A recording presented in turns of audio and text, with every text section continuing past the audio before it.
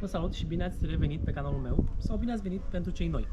Astăzi o să recoltăm a doua serie de castraveți și o să intrăm un pic și în solar, la roșii, să le mai îngrijim un pic, iar după aceea revenim la rețetele noastre.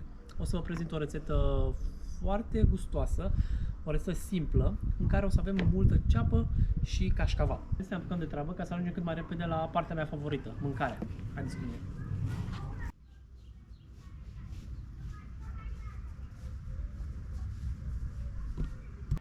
Ușor, ușor încep să coacă și murele. Abia aștept să facem un pic de indicații în ele, pe care o să vă prezint și pe aceasta.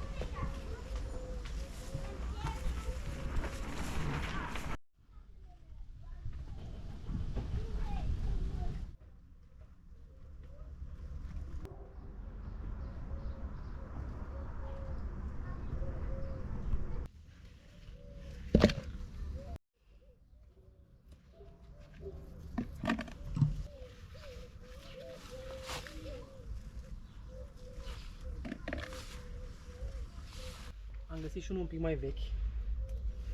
S-a trebuit cules cu câteva zile. Eu nu-i las să fac așa mari pentru că nu-mi plac și deja ei încep să moaie un pic. După vreo 2 zile, uitați cam așa îi iau eu. Aceștia sunt perfecți. Nu sunt stropiți și putem să-i mâncăm direct. Au un gust foarte bun și un produs natural, bio, cum se spune acum pe la noi, pe la români.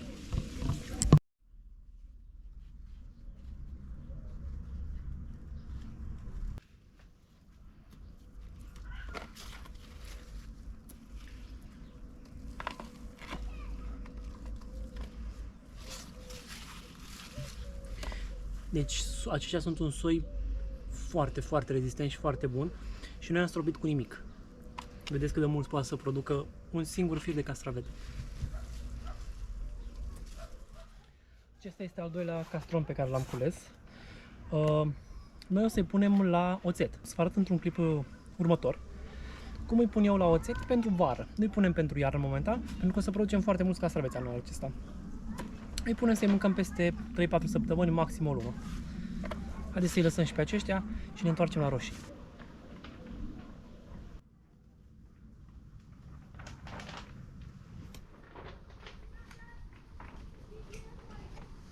Intrăm și în solar acum. Trebuie să copilim roșiile și să defoliem pe jos.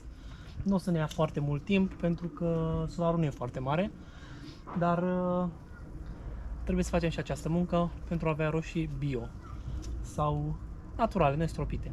Haideți să începem treaba.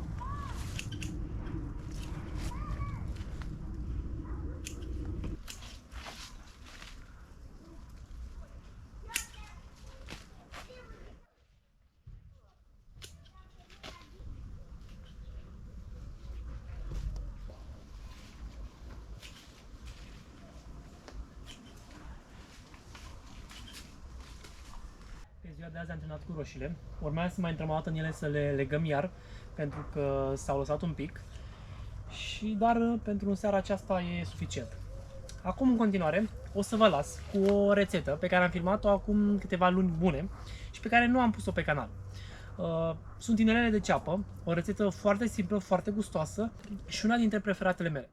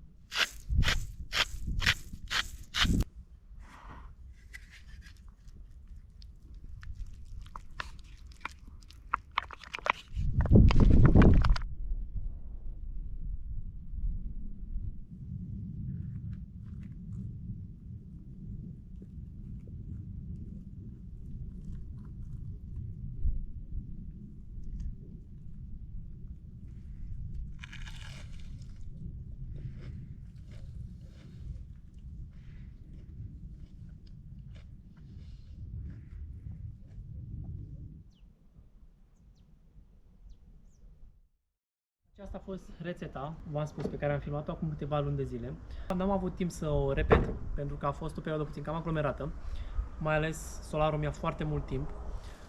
Dacă v-a plăcut rețeta sau dacă vi s-a părut interesantă ideea, abonați-vă la canal, apăsați butonul de like pentru că nu vă costă nimic și pe mine mă ajută foarte, foarte mult și ne vedem la următoarea rețetă.